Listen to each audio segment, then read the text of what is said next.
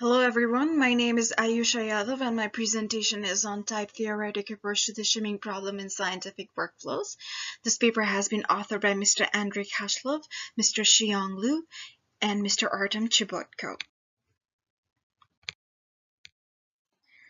Before we get into the shimming problem, we first need to understand what a web service is. It is a software system designed specifically to support interoperable machine-to-machine interaction over the internet. And in this, web service composition plays a key role. Now we get into the idea of shims. So shims mediate syntactic and semantic incompatibilities between different heterogeneous components in workflows while composing. Now, there are existing shimming techniques, but they provide very limited automation, and they often burden users with large amount of code. And these existing shimming techniques, they tend to insert only visible shims that further clutter the workflow design. To tackle all of this paper proposes a method to reduce shimming problem to a runtime coercion problem. And via this method, they insert these invisible shims for an automated shimming technique. To gain a better understanding of the shims, let's take an example of a workflow S, which has web service 1 and web service 2. Web service 1 has input type string, and web service 2 has input and output type integer. Now, there exists a compatibility kind of error in this because string and integer are not compatible with each other, and that is what is represented by this dotted line. And this is where the shimming problem comes into play and gives us a problem. To tackle this, we will define a couple of techniques, but before we get into that, let's try to figure out how the differences arise. Now, the expectations of web service might be different. It might be expecting an XML document with 3 child elements, and it might be expecting a concentration element of type double, not float. It might also be expecting concentration element to be the last element under data, not the second one. So this is what is called the shimming problem, and we need to obtain and insert shim for appropriate data transformation. But performing this kind of data transformation has its own limitations. Number one, it is not automated and requires generation of transformation scripts.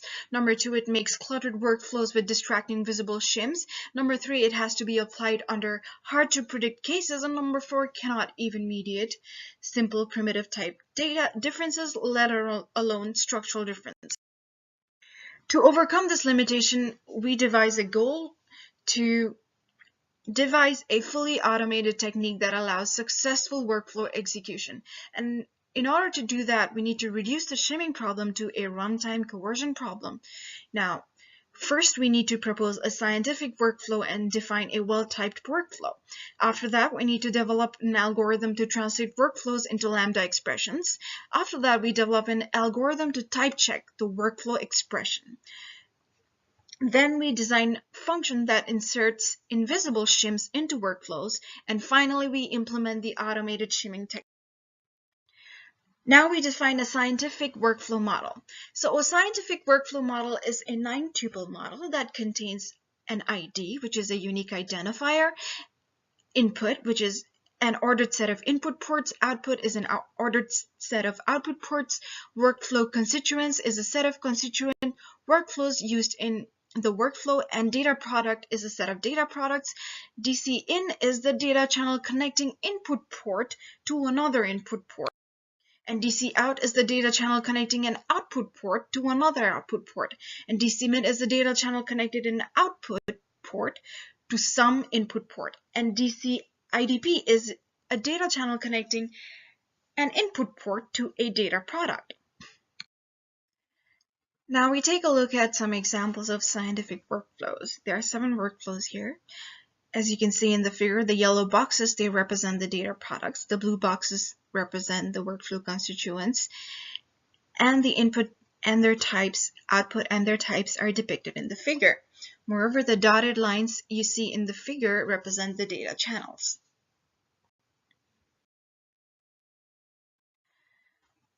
In order to get a better understanding of these workflow models, we need to understand what a primitive workflow is. A workflow is a primitive workflow if and only if it has both input as well as output ports, but it has no constituent components, neither does it have data products. And a workflow is a composite workflow if and only if it contains at least one reusable component connected to ports and/or data products. Now, the workflows can be either reusable or executable. Reusable workflows can be primitive as well as composite tasks that can be reused as building blocks of more complex workflows. Examples can be workflow B, workflow E, and workflow G. And then the executive workflows must contain at least one component and one data product connected to it. Examples are workflow A, C, D, and F. Every executable workflow is composite, but every composite workflow may not always be executable.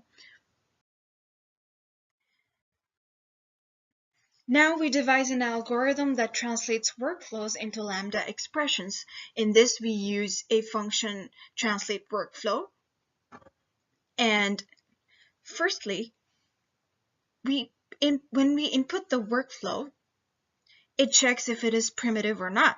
If it is primitive, then it returns the ID. If not, the else statement is executed and lines 5 to 34 are executed, as you can see. So we input workflow D, which is a figure right here at the bottom right corner of the slide. And then the component that produces final result is stored in this function, and what it does is its square root over here produces a final result, and this then gets stored in this value. Then the for loop is executed. As you can see, square root has only one input port, and that's why this for loop is executed only once. And then in the for loop, the input is taken in by getInput expression, and the list of arguments obtains the output. Then it checks if workflow is reusable. It is not, then it returns the translated workflow. And in this case, we get the component producing the final result, which is the result of our last algorithm with workflow D inputted is one highlighted in the red color. The result can be seen as square root parentheses mean data product 0, data product 1, and data product 2. Executable workflows are translated into Lambda applications, whereas reusable workflows are translated into Lambda abstractions. Type system for scientific workflows. Type constructor is useful in defining reusable workflows. As you can see in the point below, this type constructor is actually right associative because the left argument is same as the one in the right. Now, workflow B has type boolean to integer, workflow E has type 3 integer inputs going to double, and in executable workflows, the ones with data products in the input, the type is simply the type of its output. For example, in workflow A, the type is integer. Now, let's take an example of two sample XSD types. The type PhD describes a set of XML documents with the root element grad student that has at least 3 children named major, GPA, and dissertation title of types string, float, and string respectively. Type grad, on the other hand, is less demanding as it requires only 2 child elements that are major and GPA. Because type PhD is more specific, documents described by it form a subset of documents described by type grad, as shown in the figure. Thus, it is safe to pass an argument of type PhD to a workflow expecting an input of type tgrad, since it will contain all the data needed by this workflow plus some extra, which can be ignored.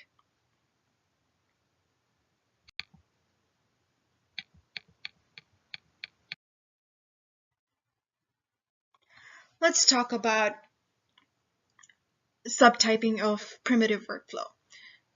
Now we can see that the Boolean type is a subtype of byte. Byte is a subtype of short. Short is a subtype of integer. Integer is a short type of long. Long is a subtype of float, and float is a subtype of double. So in essence, Boolean is actually a subtype of double. Let's take a look at this algorithm here. This algorithm checks whether two given types belong to the subtype relation. Now, in this, we introduce a subtype primitive function, and what it does is that if we have integer and float within this function, it returns true because integer is in essence a subtype of float. Type checking scientific workflows. Now we define well-typedness. Well-typedness is checking if each component receives input data in the format it expects. Now we come to the main topic, which is the automatic coercion in workflow.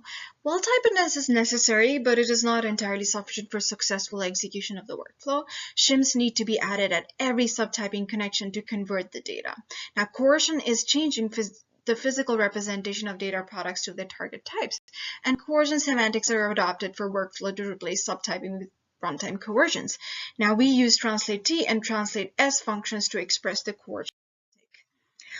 Now let's dig deeper into the translate function. As you can see, the wrap function has elements concentration and 15.1 in it. Now what this function wrap does is that it encloses the input in the XML element concentration.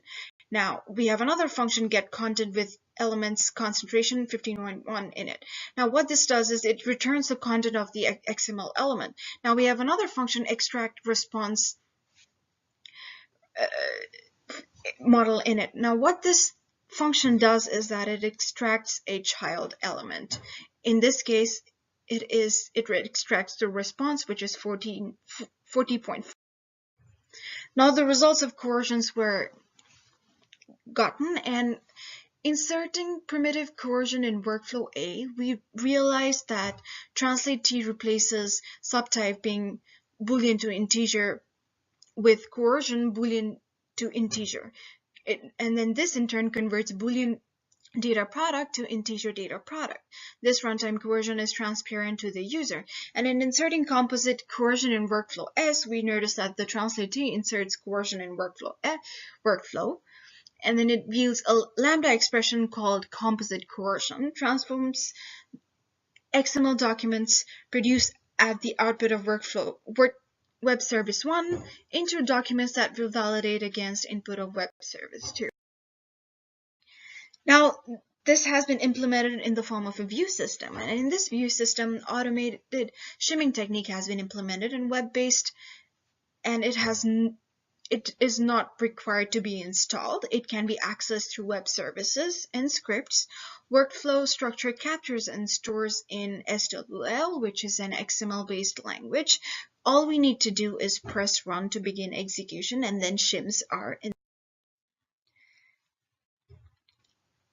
Let's take a look at this figure. This figure shows how automatically inserting primitive shim in workflow A using the view system is carried out. As you can see, the workflow is at the top of the slide. In step 1, the SWL language is translated into a corresponding workflow expression, which is then called, or can be written as increment parentheses not data product 0. Then this subtyping is replaced with a runtime coercion, and in this case it is a bool to int, which is a boolean to integer primitive coercion. And after that, we translate the workflow expression into the SWL. The result is that a shim of boolean to int has been automatically inserted at runtime between not and increment components.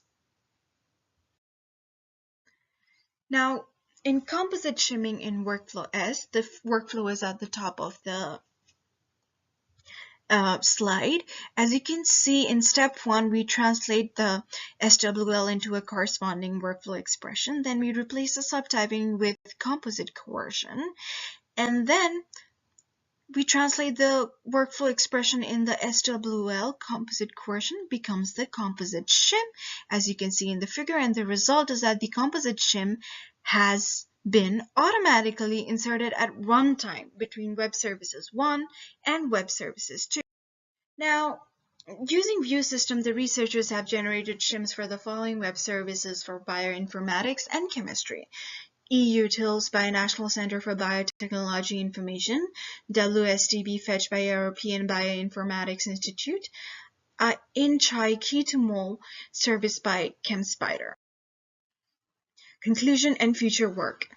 Shimming problem was reduced to runtime coercion problem in this paper, and then the authors proposed a scientific workflow and a notion of well-typed workflow. They developed an algorithm to translate workflows into equivalent lambda expressions.